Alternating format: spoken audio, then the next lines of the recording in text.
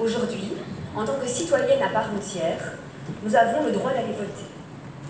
Nous ne pouvons donc pas nier qu'au cours des dernières décennies, de nombreuses lois ont été adoptées afin de garantir l'égalité entre les femmes et les hommes. Des lois en matière d'égalité salariale, d'IVG, de violence entre partenaires, de parité politique. Par conséquent, nous pourrions dire que face à la loi, les femmes et les hommes sont sur une sorte de pied d'égalité. Certains me demanderont donc si le féminisme a encore du sens aujourd'hui. Que font finalement encore les femmes prévoyantes socialistes sur le terrain? Alors si un certain nombre de lois encadrent effectivement l'égalité entre les femmes et les hommes, si nous pouvons effectivement nous réjouir de certaines avancées, les inégalités de fait demeurent malheureusement encore trop nombreuses. Édicter une loi ne veut malheureusement pas dire qu'elle va être respectée. Édicter une loi ne veut pas non plus dire que les mentalités évoluent de la même manière. Alors ok, les inégalités entre les femmes et les hommes, elles existent encore. Et certains me diront, elles sont minimes, elles sont anecdotiques, ou encore elles sont intrinsèquement liées à la nature de la femme, parce qu'il n'y a qu'une femme évidemment. Alors vous vous en doutez, ce n'est effectivement pas un discours que nous cautionnons. Les inégalités, elles se traduisent par des faits objectivables, par des statistiques.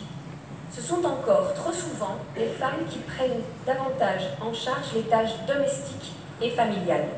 Cela représente par exemple plus de 8 heures de plus que les hommes par semaine consacrées aux tâches ménagères et 1h30 de plus que les hommes aux soins des enfants. Elles ont par conséquent beaucoup moins de temps à consacrer à leurs loisirs.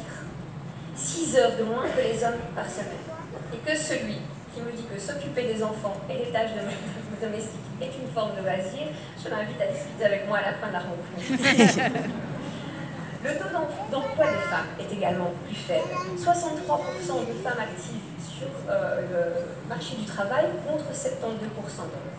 Et lorsqu'elles travaillent, ce sont généralement plus souvent les femmes qui ont recours au temps partiel.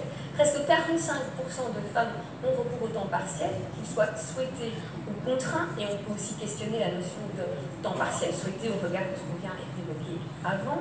Donc 45% de femmes ont recours au temps partiel contre seulement 9% d'hommes.